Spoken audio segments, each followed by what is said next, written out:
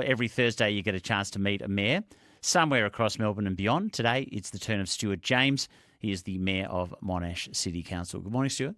Good to be with you again, Ref. Just remind everyone, how many years have you been a local councillor for? This will be my 10th year. 10? 10. It's impressive. How many times have you been mayor? 3, including the onset of the COVID pandemic. As you would know as a journalist during that time, very difficult. COVID? Don't remember COVID. Wipe that from my memory. Best thing about being mayor?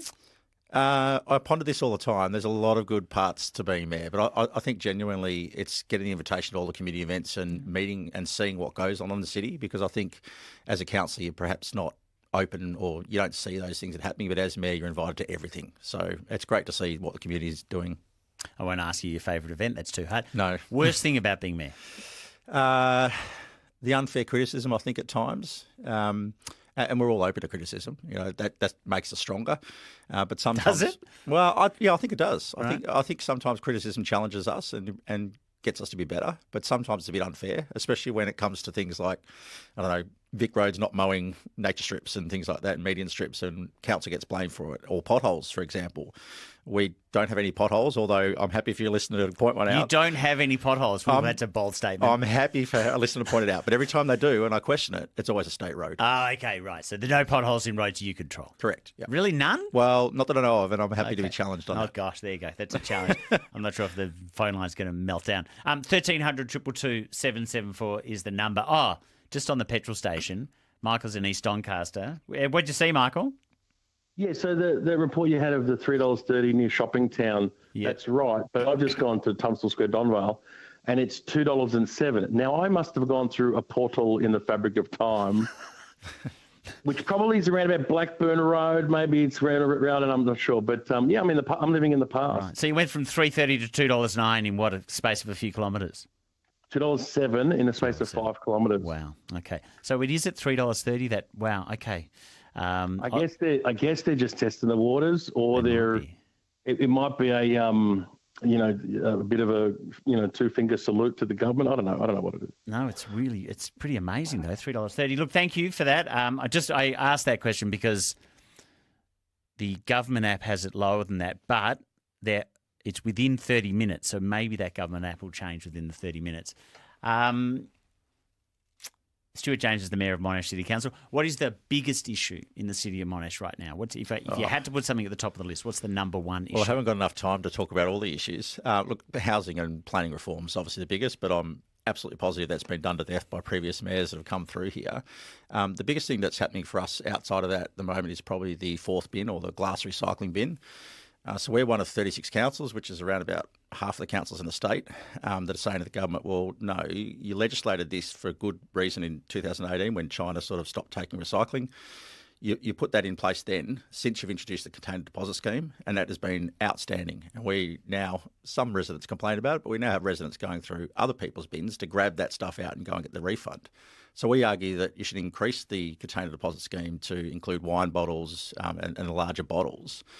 The challenge that we've got here is that we use Visi Recycling, and I know I'm not meant to mention companies, but Visi Recycling are really good, and they're actually able to separate the glass from the other recycled material. That's it, from the commingled bin? The commingled, yeah. Yep. There are other recycling providers that aren't able to do that, and our say is, as well as increasing this container deposit scheme, force those people that can't separate the glass out, force them or legislate for them to increase it so that they can separate it out. Now, so you're saying that you don't want the fourth bin, you want the state government to force councils to use recyclers who can separate the glass out from the plastic and the cardboard? Yeah, or force the recyclers to actually introduce the technology to separate it out would be the ideal one. Now in Monash, we're looking at about a $3 million implementation cost, and then a $2 million annual pickup cost just for that glass recycling. Now, can I talk for myself? I've got 3 young children at home. We're a family of 5. Other than the odd whiskey bottle every couple of months, I don't have much glass at all. I don't know how much glass you've got at home. Not heaps. So why are we spending $2 million a year to pick up something when we've got a container deposit scheme that can just be increased to take in those things? So that's not a bad argument, right? Like the way you put that argument, maybe we don't need the fourth bin. Other councils have tried that argument with this government. They have not won. Why on earth will they listen to you?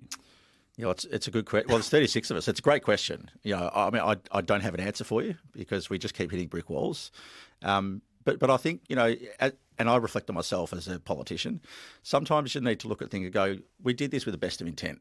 Times have changed. We've moved on. We're now in these different settings. I'm happy to go back and review that and say, well, now that times have changed, I'm happy to review my decision and change it. We're not there yet, but we hope we are. Okay. 1300 222 774. So many of the conversations with mayors come down to, can you persuade the state government? I realise that you're very reliant on them. They're the bigger one. They're the funders. Bruce is called from Wheelers Hill. I've got plenty of my own questions. But what do you want to say, Bruce? Oh, I'd like to know when Monash will take over the maintenance of medium strips and curbside sweeping of major arterial roads within the city of Monash. You want them to take over? No, no, Vic roads don't do it anymore, and you only got to look at the city of Whitehorse, which is done by the city of Whitehorse. I can tell you, Mayor, Ferntree Gully Road, medium strips and hard stand areas between Springvale Road and Huntingdale Road, grass is a metre high, and you've got weeds and curbside drains blocked. I guarantee you that, 50% of those curbside drains on the medium strips, there's just mulch in them. Well, look, I guess it's a bid. Hang on a tick. That's one of your ratepayers asking you to take over from Vic Roads. Is that going to happen? Well, this is where we've got a problem, Raf. So the state government continuously cost shifts onto local government because they can. And school crossing supervisors, which I think I did an interview with you a couple of years ago, is a great example. In the 70s, it was a 50-50 split. It's now more closer to 75-25. I absolutely hear David's concerns, and I got to tell you, it annoys the hell out of me when I'm driving around. I see that sort of stuff as well. But we just don't have the funds to do it. Now, if Vic Roads or the state government wanted to come to Monash and say, well, if you do it, we'll fund you to do it. Well, let's have that conversation, because I would prefer the municipality to be absolutely spick and span. I think that's what residents see when they walk out their front door. All they see is overgrown. And we know that there's been an example down in Victoria Parade here in East Melbourne recently, where the city of Melbourne, one side was mowing grass. Melbourne versus Yarra fight. Melbourne has a little bit more money than the rest of us. You're not getting your hands on that cash, just to let you know. Council funding, I've forgotten the number. How much of your money comes from the state government? How much comes from ratepayers? Like just a rough proportions. Well, the interesting thing with the state government is that they will fund a project or contribute funds towards a project, so they don't actually give us. You don't get any block funding? No. Okay. So you only get funding per project. Yep. Okay. Forgive me, I didn't know that. So almost all your money effectively is ratepayer money, or get extra top-ups from state and federal if you can persuade them for the project. Correct. And actually, as you know, we're rate capped as well, so we sort of got problems there. Is rate capping a thing? I think rate capping might be a Let's thing. not go there. No, let's not go there. Only because that's unlikely to change for now as well. Peter's calling from Mulgrave. You're listening to the Mayor of Monash City Council, it's Stuart James. Peter, what's your query? Oh, hi. Thank you for taking my call. On the corner of Ferntree Gully Road and Gills Road, there's a development of a substantial amount of houses or units or apartments, and that's been derelict since I moved here, 15 years ago. It's boarded up, it's, graffitied. There's land that's vacant next door to that as well, and there's even something getting knocked over across the road. So I just wondered what's going on with that development. Yeah, look, good question. I get this one quite a lot. So that's a massive piece of land, and when we're talking about addressing the housing crisis, that's the obvious one to do. There's a couple of blocks on that corner. I think it was an old Sizzler there when I was growing up in the corner. But there's two blocks there. Council approved one development on the northern side back in 2019. It went to VCAT. It was approved in the end, but then the developer didn't build it, which I would argue is the biggest problem with our planning system at the moment, is that we approve more developments that are actually built. So, the state government says, well, council stands in the way. Well, no, the fact is that we can approve $5 million developments if they're not built. It doesn't achieve anything. What about that partially built one that's really quite an eyesore? Yep. I was getting to that. Thank you for pulling me back. We can't actually do too much about it. So the controls that council have is really around approval. And if there's a safety issue, we can actually do that. And actually, a resident contacted me a couple of weeks ago about a fence that was falling down on that block, and we have sent officers out and we've issued an order to them to fix that problem. But you can't order them to you can't order them to finish. No, well, we can't order them to finish a development. And do you know why it stopped? I don't know, no. Right. And the private development, so you just Well, the frustration for us is that when you get when you get a building approval or an application approval, you've got 2 years to build it. But then you apply for an extension of time and an extension of time and extension of time. And we've tried knocking those back in the past and go, we're done. But then they go to VCAT and VCAT gives it to them anyway. So there's some developments where we're up to the 4th, 5th extension of time. So when we talk about our housing crisis again, we've got developments that have been waiting 8 years to be developed. So it's an incredible frustration for us. And we can't do much about it, to be honest. Sorry, Peter, you probably won't like those answers, but at least you've got some updated information. Chris is calling from Wantirna. What's your query about, Chris? Yeah, actually, Stuart, it was one of the complaints was about that very thing, but that isn't what I'm on about today. I want to ask you, what are you doing? What is the council able to do to encourage performing arts in the borough, please? And also, what's the proportion of money spent on the arts as against what's spent on sports facilities? I'm from a thriving community theatre section, and we're just getting so frustrated because we haven't really got a good functioning theatre to put our productions on that we can afford. Good question. I'm a theatre lover. I did theatre at university and through high school as well. I can't give you the breakup of sports to arts funding off the top of my head, but I'm happy to take that offline and come back to you on that. I would suggest, though, that the money allocated to sport will be significantly more than the arts. We do have a couple Should that change? Well, I will argue that there should be a better balance, but you've got to have the facilities to do it. So the Clayton Theatre is a performing arts centre that we have a lot of people that rent that out to use that, and I'm happy to follow up with this caller offline and see if we can certainly house them in that area. We've got the Museum of Photography on Wheelers Hill, just actually where that derelict place. I've heard of that. Yeah, I haven't been there, but I've heard of that. Yeah, very, very famous. One of the biggest ones in Australia. So we have quite a lot of funding that goes towards that. But yeah, happy to take offline as to what the breakup is with funding. Chris, hang on a tick. I'm just going to grab your details and then we can pass them on. 1300 222 774 is the number if you've got a question for the Mayor of Monash City Council. Don't know what's wrong with me. I haven't asked many suburban rail loop questions lately. You've got significant chunks of it in your municipality. Yep. Oh, you got 3 stations, 6, right? Yep. How is that going, like from council's perspective? Well, we have been a council that's very, very supportive of the project. We can see the benefits it's going to bring to our municipality, but it's going to be 10 years of absolute pain for our community. Clayton is Clayton was pretty wild when I drove through there last time. Glen Waverley is not going to be much better. Glen Waverley, when it ramps up, there'll be literally thousands of trucks coming down Kingsway removing dirt, so it's going to be a massive disruption to our area. But I think the short-term pain is worth the long-term gain. But we're working to support our traders, particularly through that period. They're going to get pretty angry with you if any other projects are guide. Well, I mean, it's hard to put up with, right? Like you have people not coming to your shop for years. That's a big impact. Yeah, absolutely. And we encourage people. We always do, and we did through COVID quite extensively too, to encourage people to shop local and be local. A lot more people are working from home at the moment, so that gives them the opportunity to shop local and be local. Our frustrations with the suburban rail loop really are around getting outcomes for our local community. We engage really, really well with the SRL. We've spoken to them. So that's the separate government authority? Correct. Yeah, we've spoken to them quite a few times. And a lot of their asks fall on deaf ears, which is frustrating for us. But we're absolutely supportive of the project. The Mayor of Monash is Stuart James. If you've got a query for him, 1300 222 774. I've got text questions as well. Back with more in a moment.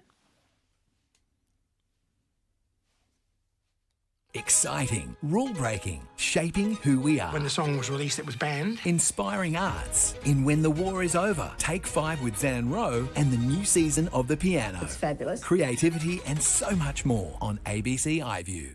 This is 774 ABC Melbourne. Mornings with Rafael Epstein.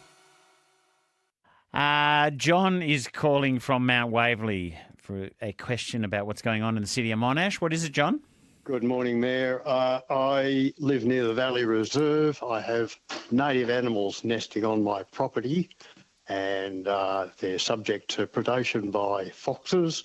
I've had to bury about 50 animals over the last 10 years, and I was wondering if the council could do more to control these feral canines, which is part of the council remit, yes.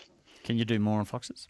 It's difficult. It's a really, really difficult situation. We have fox outbreaks in Hughesdale as well, which is my local neck of the woods as well. There's little we can do. We can provide traps and things to get them off, but what I'll need to do is take that offline, because that area that John's referring to is a very sensitive area for us. There's some conservation stuff through there as well, and some wildlife through there. But I'm happy to take his details offline and get officers to reach out. Do you know if council has do you have a fox eradication or limitation program? No, right. No, we don't have eradication programs. Does any council do that? I couldn't speak for other councils, but I would suggest the outer range, like the ring suburbs like Hume and we've all got them. I mean, I live less than 10 k's from the city. I see them sitting in the little laneways when I go to work in the morning. They just watch me go by. Like, we've all got foxes. They're a problem, even in suburbia. Got a question here. John, by the way, hang on a tick. We'll get your details as well and pass them on to the Mayor. Got a question from Monty and Oakley. Eaton Mall, lively. Is that Monash? Yes. That's my local neck of the woods. Right. So this query. Eaton Mall is a lively and bustling place, but still there are people smoking there. It would be better if residents had clean air to breathe going through the hub. So Eaton Mall, are they allowed to smoke there? Yeah, I couldn't agree more for starters. No, they're not allowed to smoke there. So council introduced local laws in 2021. I haven't been that long. 2021, just through COVID, actually, to ban smoking throughout Eaton Mall. It's also banned a little bit on the sections at the end. Right. Our approach really in the last 4 or 5 years has been an education program. But we are Do you fine people? We haven't yet. However, I was walking home from a football game actually with my daughter, and she goes, "Dad, I hate that smoke while they're smoking." And I actually raised it with our CEO and said, "I think we're at a stage now where we've done enough education. Yeah. I think we need to start moving towards enforcement." So we couldn't agree more with the caller, and we're on top of that. How many places do you reckon you've got in the city of Monash selling illegal cigarettes? Yeah, a few, and dozens. Yes, no, I don't know about 1,000. I've got 4 near me, and they're all near a cop shop. Well, so I'm also on the board of the Municipal Association of Victoria. Ah, yeah. And the state government has worked with us to put in a licensing agreement, because the problem we've got at the moment is that how do you police it? So I've now got a licensing program that's coming into force, and once that licensing program comes into force... But that's not making any difference, the licensing? Well, at least it will allow you to walk into a shop and go, "You don't have a license, you're selling tobacco, we're going to Are you going to spend money access." enforcing? Is your council going to spend money enforcing that? Well, we will take the money from the state government to enforce it. Are they going to give you money to enforce that? Well, we'd hope so. Oh, okay. I wasn't aware of that. So, but the problem is at the moment, because there's no licensing, what do you infringe them with? What rules are they broken? The licenses came in July last year.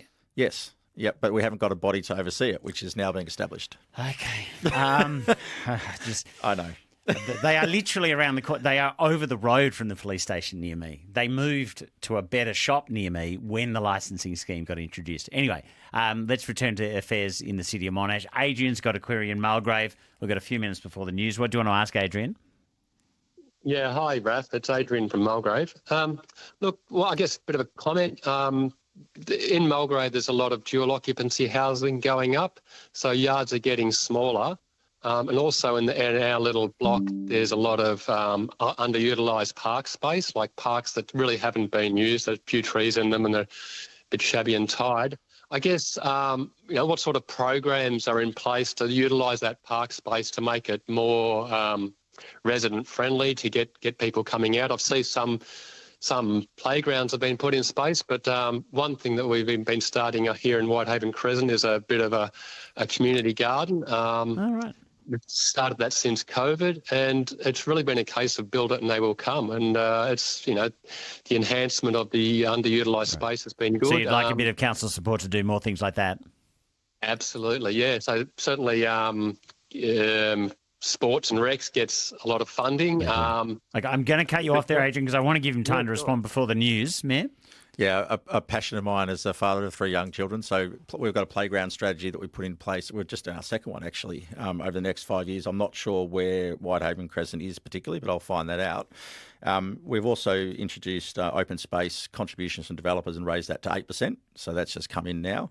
And we're putting money away specifically for that purpose. So happy to take that particular location away and see if we can do something. On the community garden, absolutely supportive of those. If we can do anything to support that, whether it be fencing or retaining walls and things like that, I'm happy to do that. So again, if he can leave message with his producers, we'll follow up. Okay, thank you for coming in. All right, it's a pleasure to be here again.